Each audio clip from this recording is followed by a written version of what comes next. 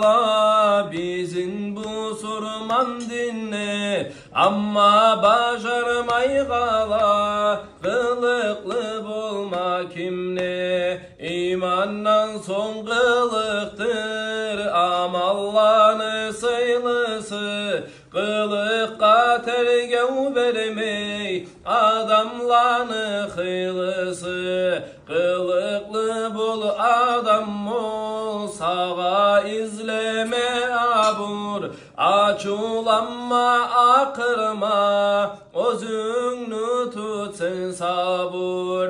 Tanış biliş yoluksa başla bir salamını, İrcaygan betin tutup uzatıp kalamını. Az söyle köp söyleme, tüz söyle yalgan ayma, sağa zaral bolsa da bergen sözünden ayma. Çomarlık kılıklanı bilir bile musan, cömert bol yesin sen, raziligin süye musan.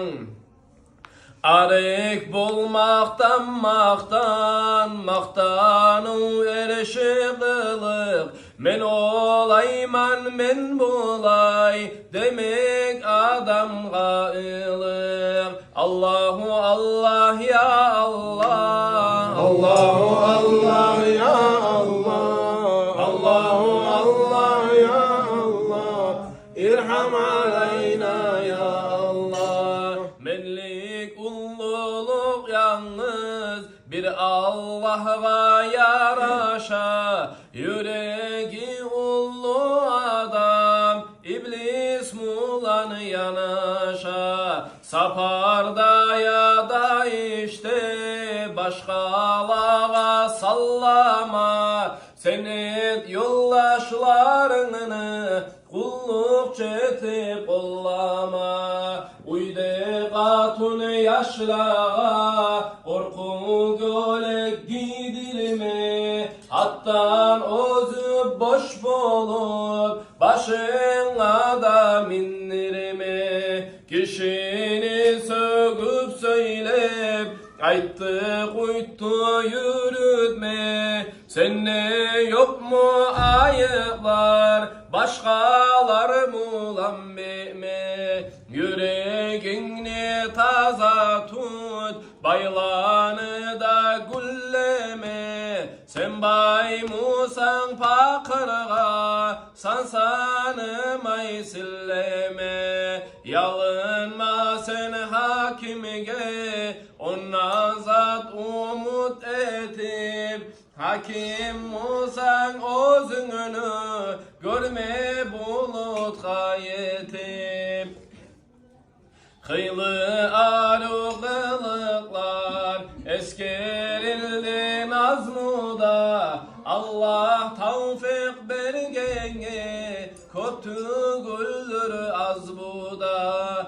Lapta asıl kılıklı kim bulgan hep sorasan, bilersen kim bulganı kitaplara karasan. Ozukta paygamardır, ozukta paygamardır, kılıklanı bulağı. Bar halka ulgu bulgan, hiç bulmagan yolağı. Onu kılıklarından kast eteyik pay alma. Allah diley biz senin rahmundan arek salma.